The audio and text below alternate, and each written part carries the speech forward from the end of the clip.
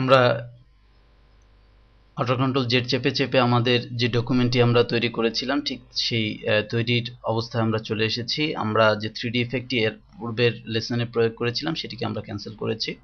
লক্ষ্য করুন এটি একটি আমাদের যে স্বাভাবিক লেয়ার সেই লেয়ারই এখন রয়েছে, এটি কোনো 3D লেয়ার নয়।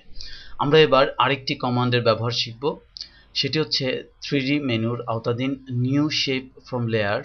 এখানে অনেকগুলো অবজেক্ট আমরা দেখতে পাচ্ছি, cone, cube, cylinder, donut, head, pyramid, ring ইত্যাদি, স্পেয়ার ইত্যাদি। তো আমরা এবার এবং এখানে ওয়াইন বোতল ইত্যাদি বিভিন্ন অবজেক্ট রয়েছে। আমরা এবার ওয়াইন বোতল এই সাবমেনুটি নির্বাচন করছি।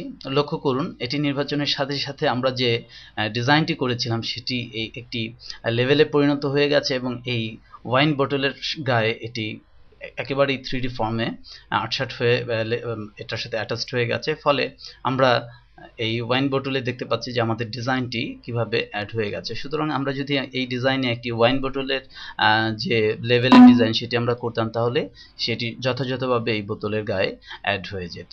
এভাবে করে আমরা খুব সহজেই আমাদের করা ডিজাইনকে যে কোনো 3D ফর্মে নিয়ে যেতে পারি। আমি পুনরায় অল্টার কন্ট্রোল জেড চেপে আমার যে আগের অবস্থায় চলে আসছি, লেয়ারটিকে আবার আগের অবস্থানে নিয়ে আসছি।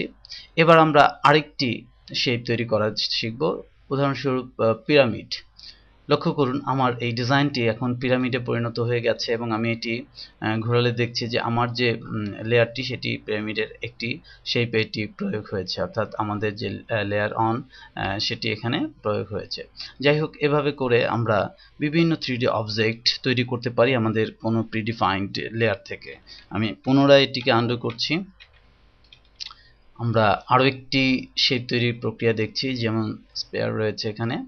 লক্ষ্য করুন এটি একটি স্পেয়ার হয়ে গেছে এবং আমাদের যে ডিজাইনটি সেটি এখানে প্রয়োগ হয়েছে। আমরা এটিকে ঘুরিয়ে ফিরিয়ে দেখতে পাচ্ছি, ছোট বড় করতে পারছি।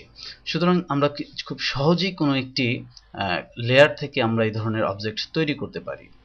আমি এবার লেয়ারটি সেভ করে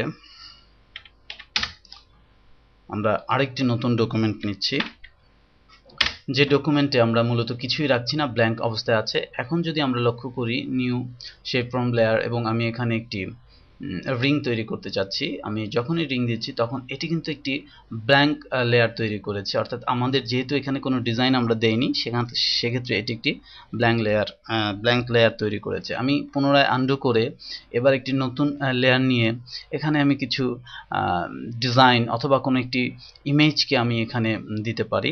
উদাহরণস্বরূপ আমি একটি ইমেজ ওপেন করছি।